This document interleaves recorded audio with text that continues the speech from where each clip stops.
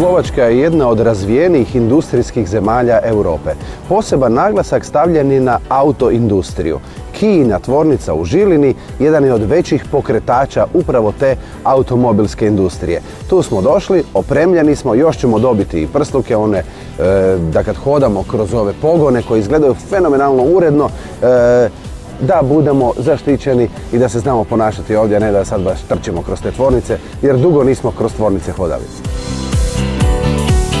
Tvornica Kia nalazi se u Slovačkoj u gradu Žilina, 4. po veličini u zemlji. Temelji su postavljeni još 2004. godine i to je godina koja se smatra početkom Kia u Slovačkoj.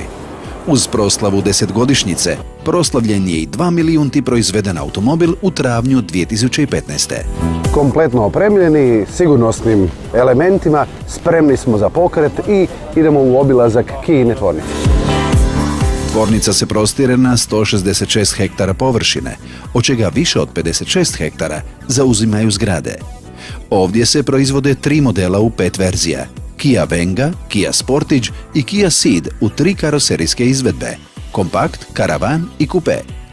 U tvornici se godišnje proizvede više od 300.000 vozila, ali i 450.000 motora za sve Kijine modele. Prošle su godine premašili sve rekorde proizvodnje i proizveli čak 612.900 motora. Materijali za izradu karoserija, dakle čelik ovdje dolazi od raznih dobavljača. Najveći dio dolazi iz Koreje, iz Hyundaieve čeličane, ali ovdje ima i francuskog čelika i raznog europskog čelika i ovdje dolazi do preše, glavna preša preko 2000 tona i manja preša od 1000 tona. Na tim prešama izrađuju se dijelovi karoserije, koji će kasnije dobiti konačan oblik i prepoznatljivost pojedinog Kijinog modela.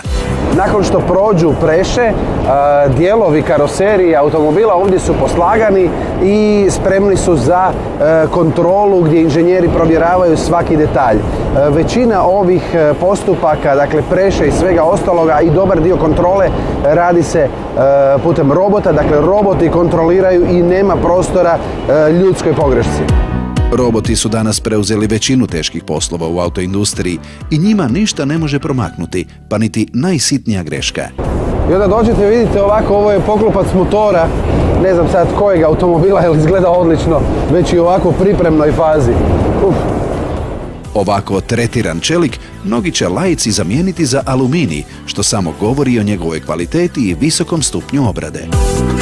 Došli smo do dijela gdje roboti sastavljaju dijelove karoserije. Dakle, sastavljaju poklopce motora, vrata i sve ostalo što čini karoseriju jednog automobila.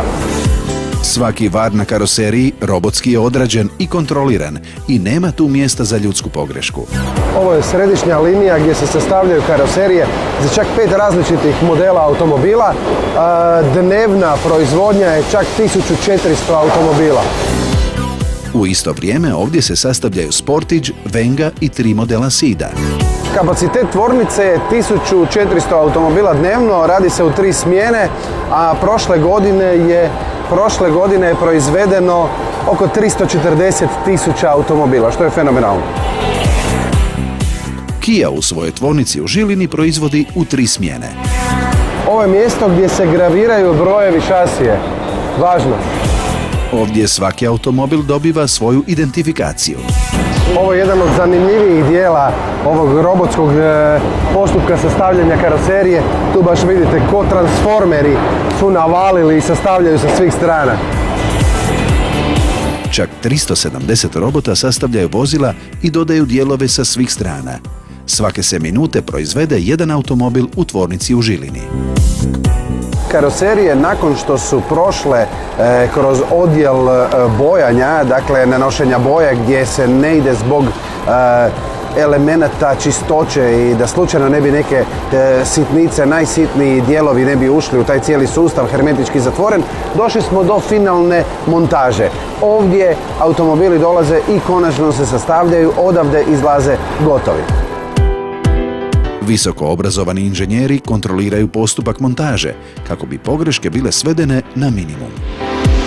Ovo je najvažniji dio tvornice. Ovdje se spajaju karoserije s podvozjem i oni to zovu brak. Dakle, ovdje stupaju u brak karoserija i podvozje koje ovdje dolazi, dakle, motor i sve ostalo, spaja se i žive zajedno vječno ili do neke totalke.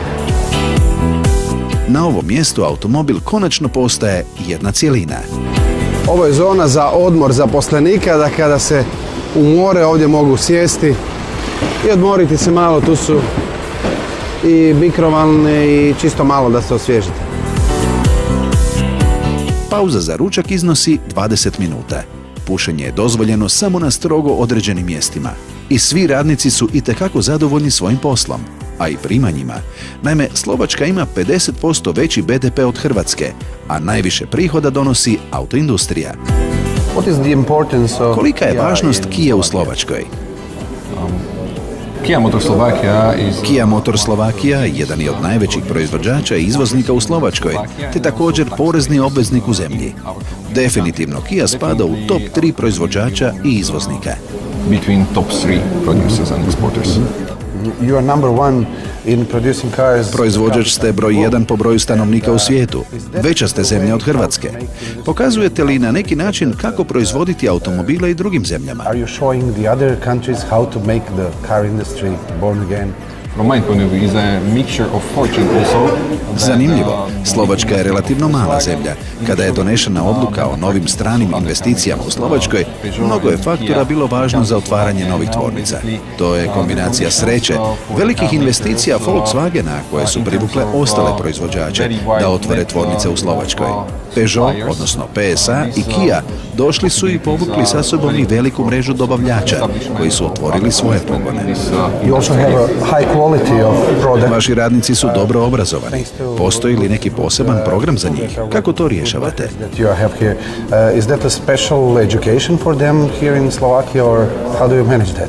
I think we are still having some... Mislim da imamo blagoslov nasljeđa obrazovanja koje je ukorijenjeno u tradiciju u Slovačkoj. U prošlosti su ovdje bili veliki industrijski pogoni i teške industrije, pa su ovdje i dobre tehničke srednje škole koje obrazuju kadar.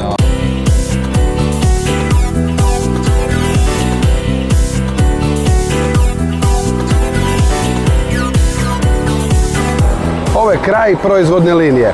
Ovdje automobili pale prvi put, dakle upaljeni motori, sve da se kontrolira jel sve radi i nakon toga kreću i dolaze ovdje, parkiraju se ondje na ono mjesto. Neki od ovih automobila možda su upravo dio vaše narudžbe, možda upravo neki od ovih automobila idu i na vašu adresu.